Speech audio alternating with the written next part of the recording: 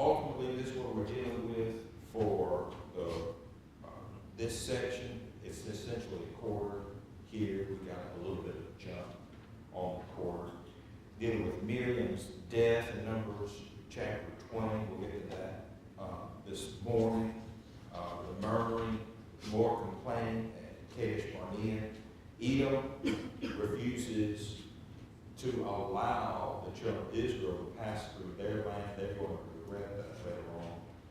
Aaron passes away. And then you have the serpents that go and bite. And of course, the brazen serpent that Moses puts up to stop all of that. The journey to Pisgah, Sihon and Og are conquered. Then, of course, you have Balaam in Numbers chapter 22. Phinehas and what he did, he was a mighty man when it comes to obeying the Lord, the son of Aaron. And Phinehas did something great. We would say it was gruesome, but it was necessary. And you know, that's the way it is sometimes. Another number of the people for the next generation. Then you have Joshua is selected by God to pick up where Moses is going to leave off there in Numbers 27. And then essentially the beginning of the conquering of the promised land actually begins in Numbers, not in Joshua, because, of course, the children of Israel didn't just live on the west side of the Jordan River, but they also lived, 2.5 tribes lived on the east side of the Jordan River. So they lived throughout the whole valley, Jordan River Valley. All of that, they did for really the whole time. So they lived in that area. Well, Moses helped them to conquer that part. And then Joshua led the people across the Jordan River to conquer the west side of the Jordan River. So we'll get to all of those things. And of course, in Deuteronomy, we have again the giving of the law, the next sending of the spies, and ultimately then Moses dies at the end of the book of Deuteronomy, and Joshua picks up leading the people, and of course then the book of Joshua from there. So that's essentially what this particular section deals with here. Now, as we pick up in chapter 19,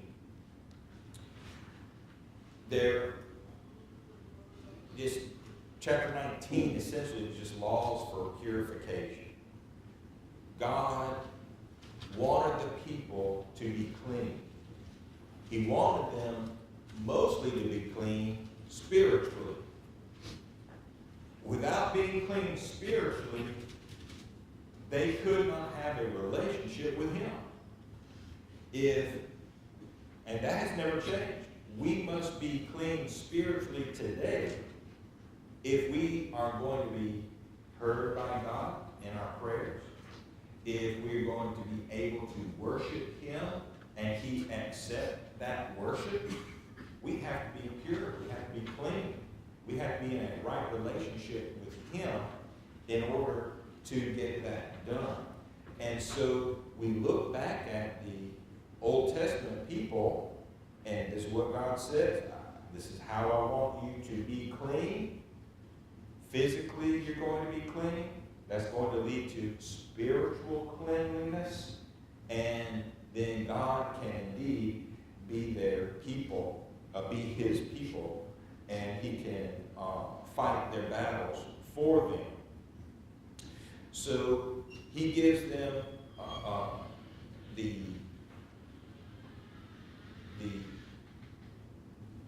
water purification, everything that needed to be done, and essentially the elements here we would call it soap actually. That's what's given here. You take verse 5, number 19:5. You take it and you burn a heifer in God's sight, the skin, flesh, blood, dung. He's going to burn her. And then the priest is going to take cedar wood and hyssop and scarlet, that's thread, and it's just, bits and pieces. It's not the whole thread, it's just the bits and pieces of it. And cast it into the midst of the burning heifer. Then the priest is going to wash his clothes and bathe his flesh in water, and afterward comes into the camp. And the priest should be unclean until evening. And a man that is clean shall gather up the ashes and lay them up without the camp in a clean place. And it should be kept for the congregation of the children of Israel for a water separation. It is a purification for sin. And so all those ingredients then, again, create a lye soap, is what we would call it. And they were to use that and then water to wash themselves when they came in contact with something that's dead. And guess what? A priest is continually doing offering sacrifices, and so even after offering sacrifices, now we come in contact with something dead, so now we've got to wash and become pure again. So even in the act of offering sacrifices for sin and other things, well, that causes this situation with an impurity on a physical basis. And so God says, okay, so when you offer an offering, then you have to go get cleaned up. And this is how you get cleaned up. And so you wash with essentially lye soap and make sure you're really clean, and then rinse with water, and then you're done. So no one has done this in ancient days. No one has put these things together. No one said, oh, hey, I think we'll, use lye to, wash away the germs that are on our hands and wherever that blood has touched. No one's ever done that. It's only here where the people have been instructed to put these ingredients together and then wash in this way. And notice verse 17 here. For an unclean person, they shall take of the ashes of the burnt heifer purification for sin, and running water shall be put thereto in a vessel. So not just any water, but running water. And that running water is obviously going to be more clean than any kind of stagnant water, obviously, that can be derived. Then we go to Numbers 20, verse 1. Then came the children of Israel and the whole congregation in the desert of Zin, the first month, and the people abode in Kadesh, and sometimes called Kadesh Barnea. It's there in the south. And Miriam died there and was buried there. And so Moses' older sister, that one that had taken Moses as a baby, a few months old, not a newborn, but a few months old, and put him in that ark of bulrushes, put him in the water, and then went a little ways, hid to see what's going to happen. And when Pharaoh's daughter came with her maidens to bathe, to do whatever they were doing there in the river, then Pharaoh's daughter found Moses, but it was Miriam that approached Pharaoh's daughter. Would you like one of the ladies from the Hebrew people to be nurse to this infant? Oh yes, that would be great. You see, Miriam was exactly where she needed to be at that time. And it was because of her, really.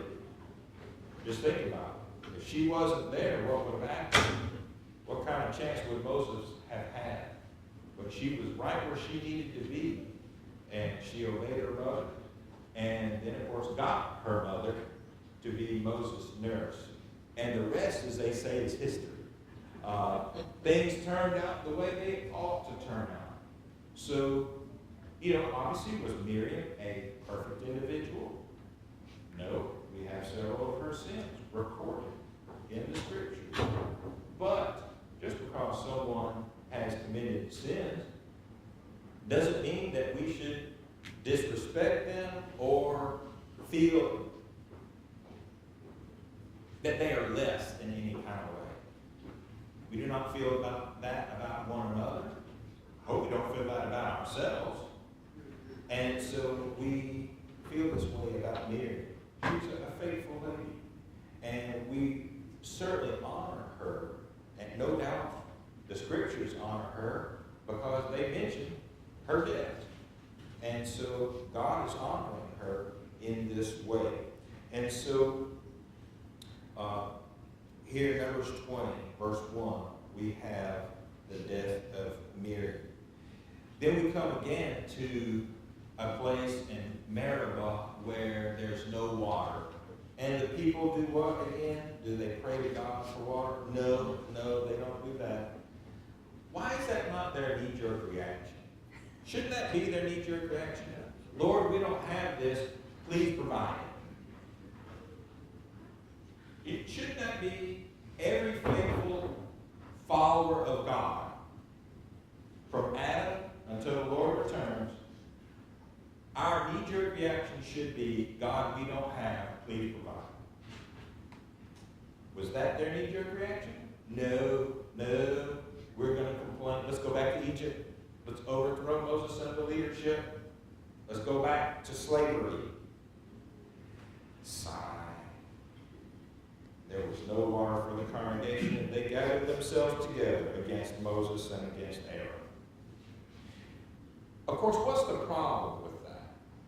The problem with that, when you gather yourselves against God's anointed and appointed, what are you actually doing? You are going against God himself. Isn't that what Jesus asked Paul, who was, of course, Saul of Tarsus at that time? Saul, Saul, why persecutest thou my disciples? Is that what he said? Is that what he asked? No, he didn't ask that. He said, Saul, Saul, why persecutest thou me? So, when you persecute those who God appoints, whatever position that might be, if he appointed someone as trash collector and you persecute God's appointed trash collector, guess who you are persecuting? You're not persecuting the trash collector, you're persecuting God who appointed it. It doesn't matter what the appointment is. High, low, side, it doesn't matter. When you persecute the Lord's people, you persecute him. He takes it personally. And so the people, again, for the, I'm going to use the southern term, so you folks from Ohio just look over this. For the umpteenth time, you folks from Ohio use that too. I know you do. I know. I'm just picking. For the umpteenth time, here the congregation is complaining against Moses and Aaron. And it's Moses who goes to God and intervenes for the people. And so, that's what happens here. And so, the Lord, verse 8 says, verse 7, right? The Lord spoke to Moses. He said, you take the rod and gather the assembly together. You, Aaron, your brother, you speak ye unto the rock before their eyes. Speak unto the rock before their eyes, and it shall give forth his water. Thou shalt bring forth to them water out of the rock. So thou shalt give the congregation and their beasts drink. And Moses took the rod from before the Lord as he commanded him. So, again, Moses and Aaron are before the people. The people complain about not having any water. Moses intervenes for the people. God gives water to them. God tells Moses, this is what I want you to do. I want you to speak to the rock. And when you speak to the rock, it will give forth water. Now we have a different situation going. Because in verse 10, Moses and Aaron, they gathered the people together right before the rock. And listen to Moses' question. Hear now, you rebels, must we fetch you water out of this rock? That's mistake number one, isn't it? Was Moses fetching water out of the rock for the people? No, Moses. You're not doing anything. Speaking to a rock and it miraculously providing water, you're not doing anything. Just because God asks us to do something doesn't mean that we are providing anything. Is that right or wrong? Just because I obey him, he gives me a task, whatever that task is. Just because I follow through with that task doesn't mean that I'm the one that provides the outcome. So I can't say, Lord, I did everything that you asked me to do, therefore I have provided myself whatever it is. Whether it's salvation, when God says that we have to believe in Jesus, that we have to repent of our sins, that we have to confess that Jesus is the Christ, the Son of the living God, that we must be baptized for the remission of sins. Okay, I can do all those things. But does that give me the right then to say, look, I have provided my own salvation? There's no existence where that is the case. No one can say that. And it's just like, essentially that's what Moses is saying. He's saying, I'm speaking to the rock, or I'm about to speak to the rock, and so I'm providing something for you. Moses didn't provide them anything because it's 100% from God. The only thing Moses is doing is just obeying what God said to do. He's just the conduit, the instrument by which God is going to do something. So that, did God need Moses to speak to the rock to provide water for the people? No, he didn't need to do anything. He could have done it any way he chose to do. But that's what he commanded Moses to do. Of course, there's, again, Moses doesn't know this, but God's telling Moses to do these things not because of Moses. Has nothing to do with that instant. It has to do, rather, with what or who. Who is the rock? Who is the rock? There's only one rock, folks. There's only one. And it's always Christ. Christ is the rock. Moses, I want you to speak to the Lord. Instead, he hits it.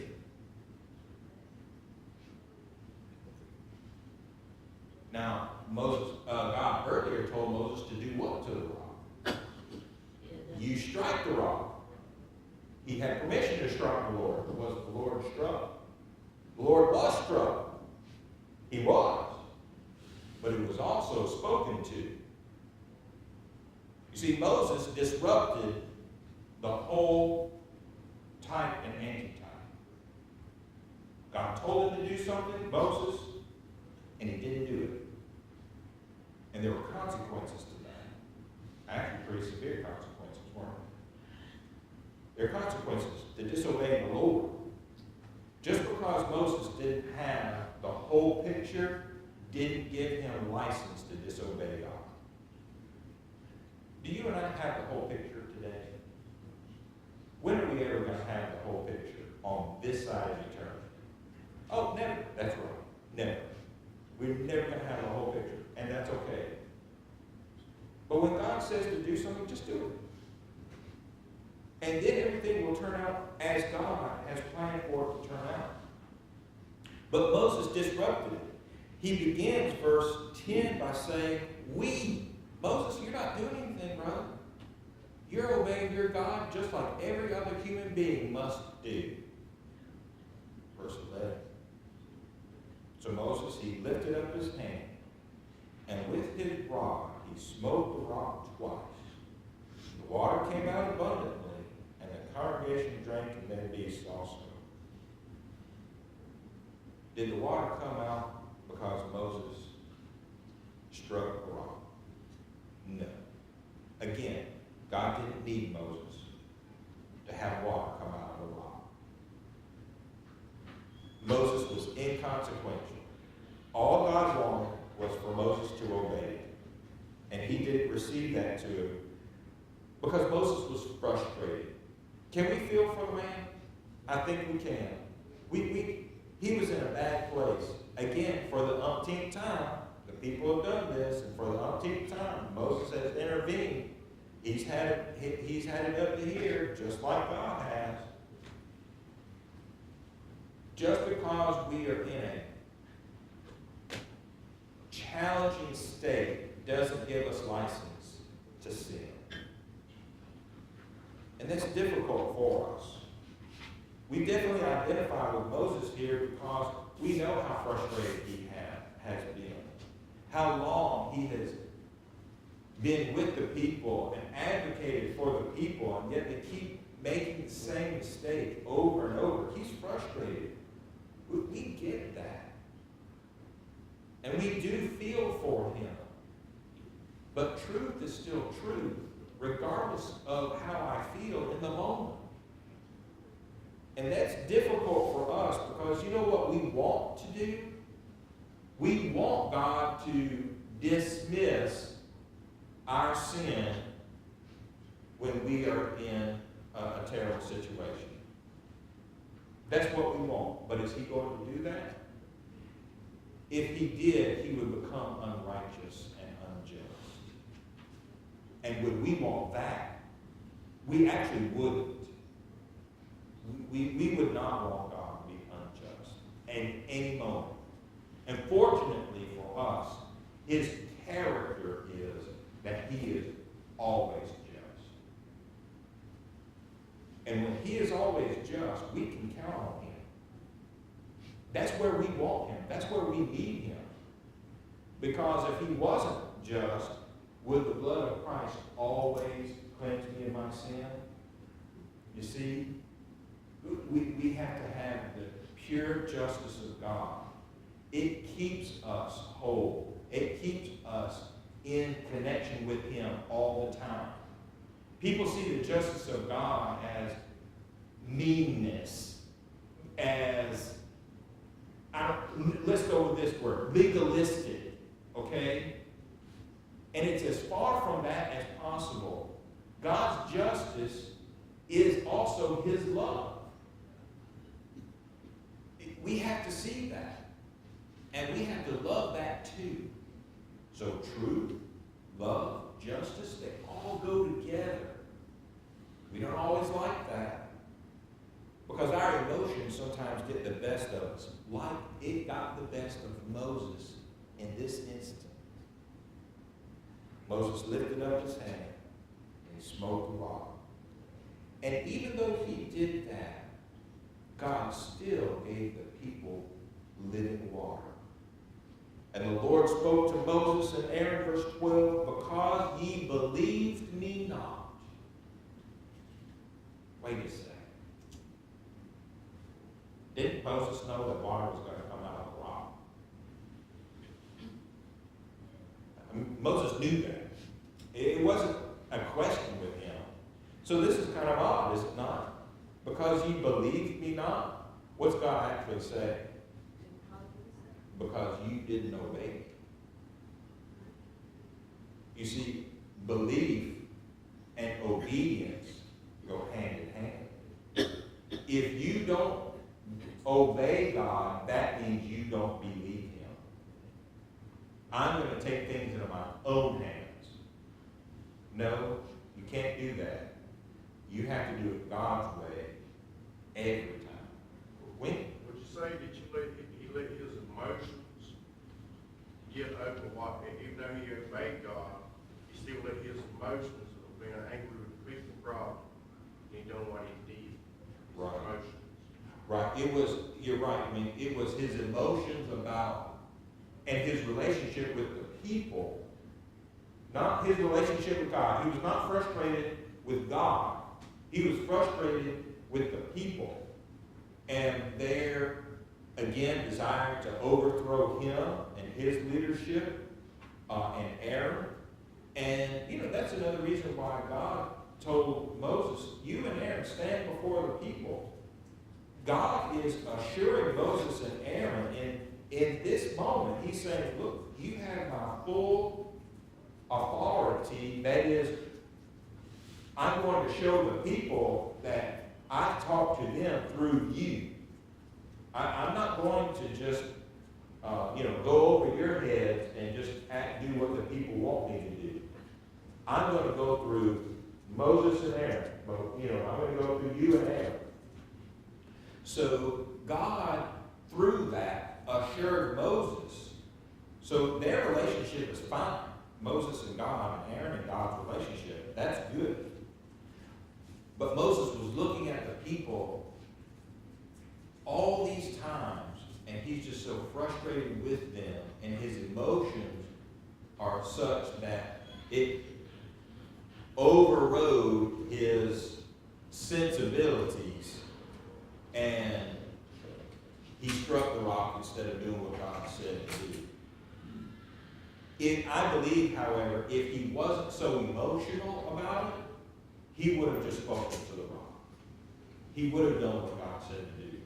But he allowed that momentary lapse to cause him to do something that was not right. And that is, he disobeyed God. He struck the rock instead of talking to the rock. Annette? Is that similar to like when we say, well, God didn't tell me not to do that? He's like, well, he didn't tell me not to strike the rock. Yeah. But, and that's as good.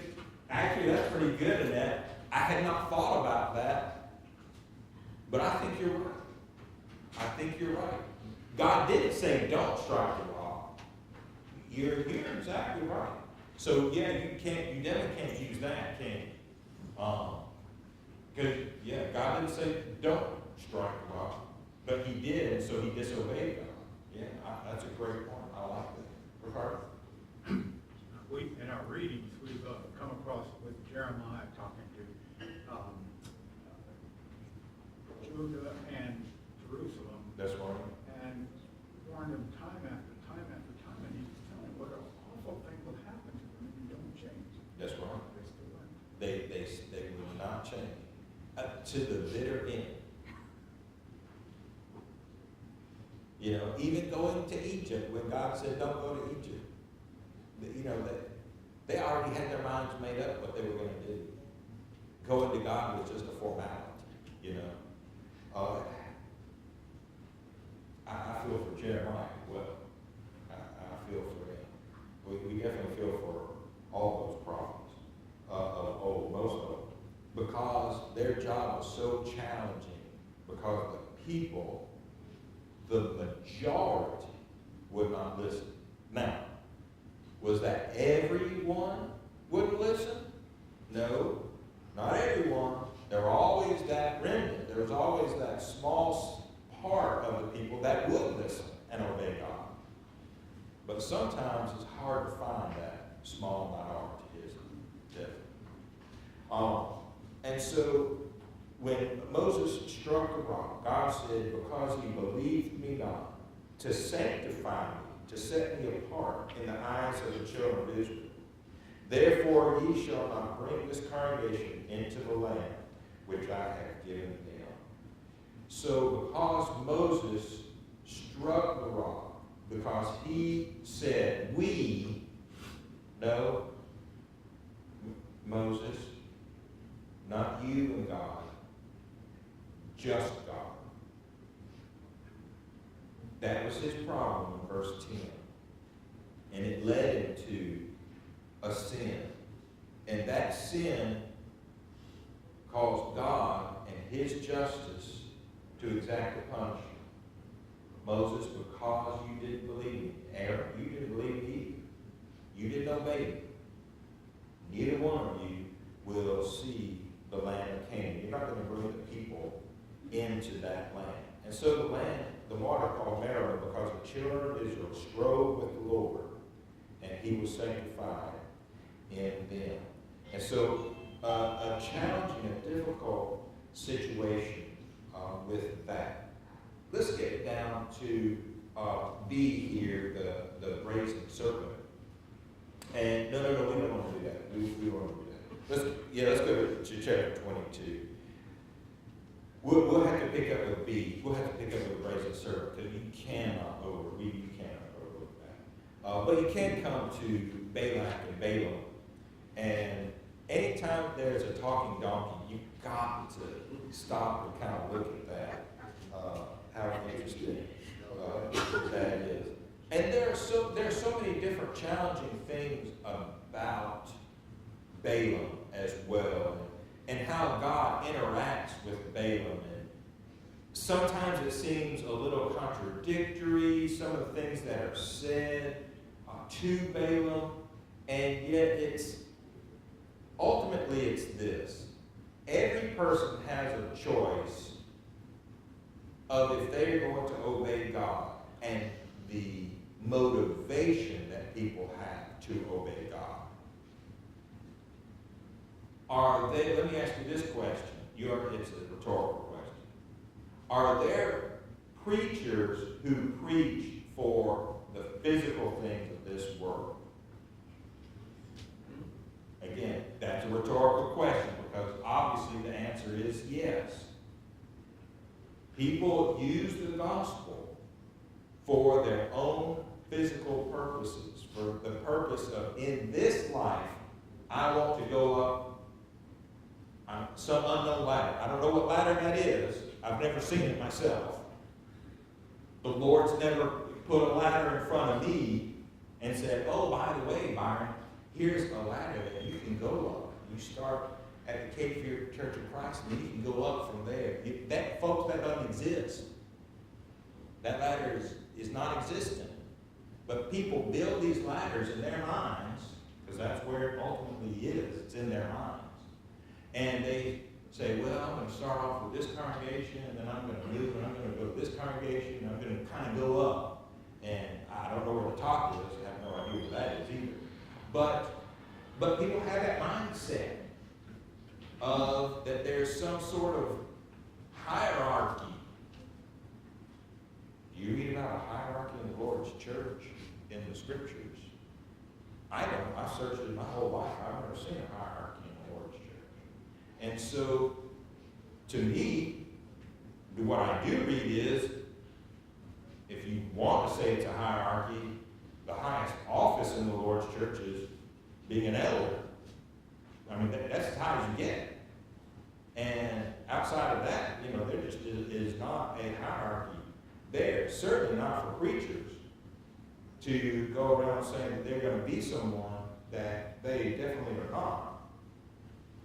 But we have Balaam who is wanting to be someone and to have the physical things of this world instead of actually doing what God says to do.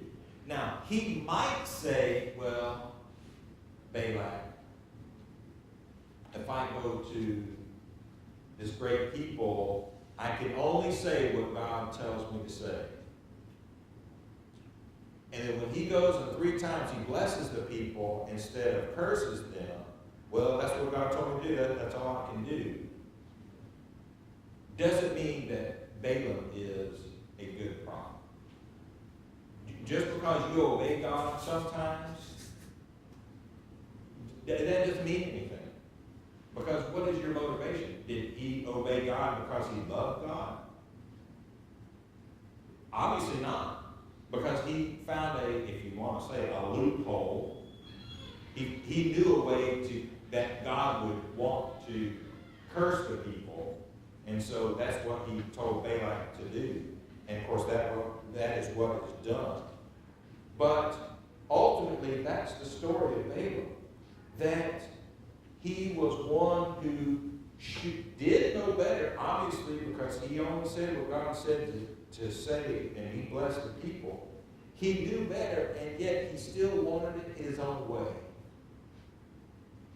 He's going to be destroyed because of his sin. And so you have a Moab, that's Balak. The children of Israel set forward, pitched in the plains of Moab on this side of Jordan by Jericho, so they're on the east side of the Jordan. And Balak, the son of Zippor, saw all that Israel had done to the Amorites, and Moab was sore afraid of the people, because they were many. And Moab was distressed because of the children of Israel. All these nations were distressed because of the children of Israel. And when we get to Joshua, we're going to know through the discussion with Rahab that these people had been afraid of the children of Israel for 40 years. Can you imagine being afraid of the people for 40 years? It was more terrifying for them than it was the children of Israel going, wait, they're over here. Wait, they're over here. What are they doing? I don't know. No, now they're over. Can you imagine that? Being the peoples of the land of Canaan and knowing that here's a group of millions of people and eventually they're going to come across the river. And that's something else too.